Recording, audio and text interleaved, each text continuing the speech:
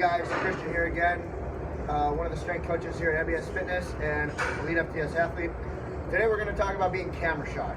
So a lot of things that I've seen lately, being an online coach and also being the powerlifting coach here at NBS, is trying to get people to do proper movement and them having issues with it, saying their squat, their bench, or their deadlift doesn't feel good and they don't know why. So if I don't see actually what's going on, it's really hard to give advice.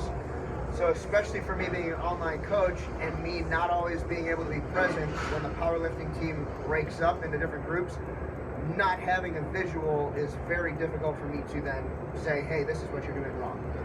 And that's gonna hit that first bullet point in the article of what you think you're doing, you might not actually be doing. So we're going to use the hip hinge as a example. So with the hip hinge, it sounds and seems like a basic movement, but when you're under load, your body has a tendency to do a lot of weird stuff if you're not stabilized properly. So just a basic hip hinge.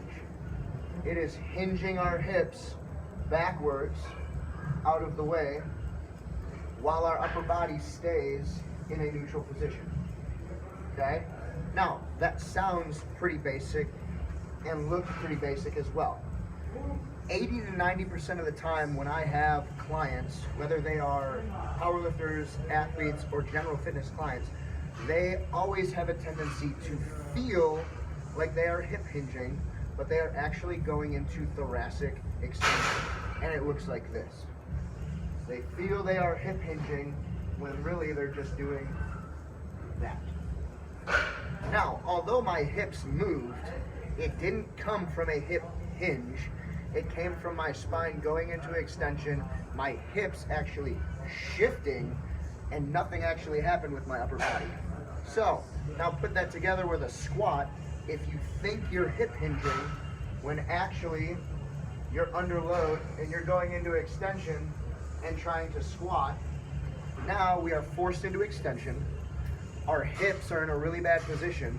When that happens and you get further down in your squat, your body is going to potentially allow you to get where you're trying to go, but then your hips are going to end up tucking back under you, and that is going to happen by your lower back going into flexion. The number one thing we don't want to do while under load is have our spine go through flexion and extension, and that's why we brace and learn to breathe through our trunk.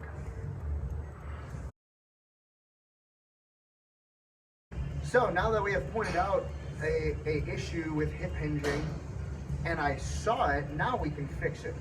So going to the Kabuki Strength Seminar, I learned a few tricks, and using the shoulder rock is one of them, okay? This is a straight bar. Using proprioception or touch, having your body feel something and then getting feedback from that is a very, very good, helpful tool.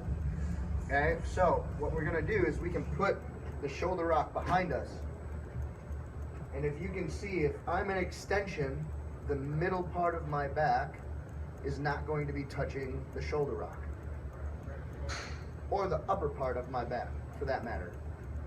And my whole goal is to have my back flat up against the shoulder rock, because that's going to give us in a good stacked neutral position. This is going to be improper in extension. Now I'm going to try and correct that. Now I have the bar touching my upper, mid, and lower back in contact with the shoulder rock at all times.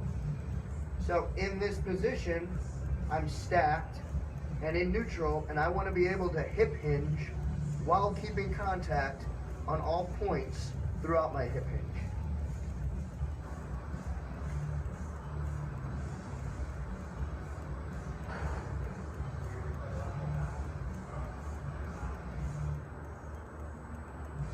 Now that seems kind of basic, but give it a try and I promise you it's a lot more difficult than you think.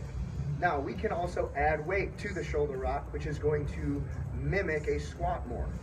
So once you get good at the hip hinge, or think you're good at the hip hinge, then you can actually attempt to try and squat after you hip hinge first. Remember, when we're squatting, as example, you want to hip hinge before you break at the knees because we want to load our glutes and hamstrings. As you hip hinge, everything is flat, everything is neutral, everything is stacked. You're in your squat stance. Hip hinge, go into your squat, come back up. Now, if you feel your back leave the shoulder rock at any time throughout that squat movement, which mine did, now you know you have come out of proper neutral position and that your hip hinge wasn't set up at the front end. For any more questions or tips, check out nbsfitness.net.